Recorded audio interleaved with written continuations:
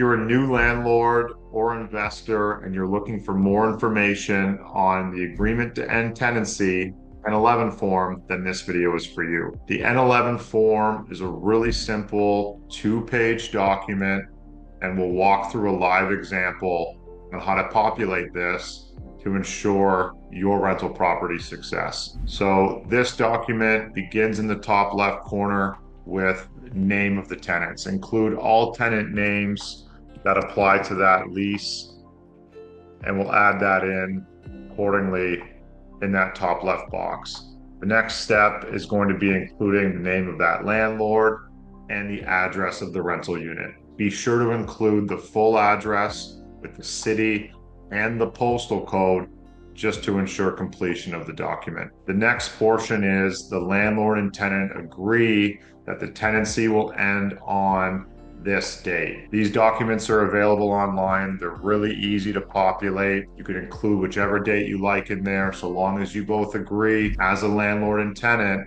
and that's that second step. There's some important information as well for the landlord and tenant board. If for whatever reason this document becomes a part of a tenant board case, and as well as some exceptions that we'll just go over quickly in this document, because we're just looking at how to populate. So the next portion to populate is the signature of tenant. If you've got a student rental and there's 5 or 6 people on that lease, this is going to become a little bit of a conflicted space just in terms of where and when to sign. So do the best you can, oftentimes utilizing a number of N11s, 1 per tenant is totally fine. So don't panic if you run out of space, but ensure that you are completing this in totality. So the first name needs to be included in that top box as indicated.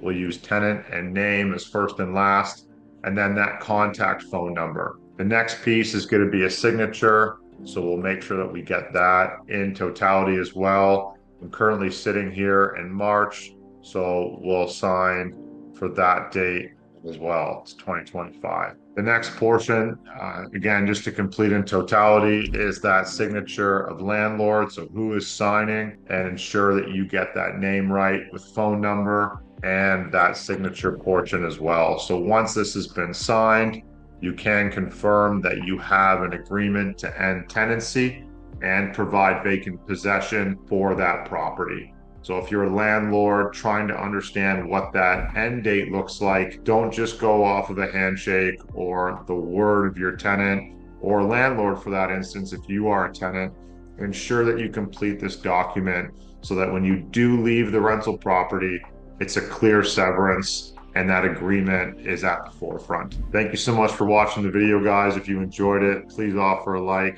We'll see you in the next one. Thank you.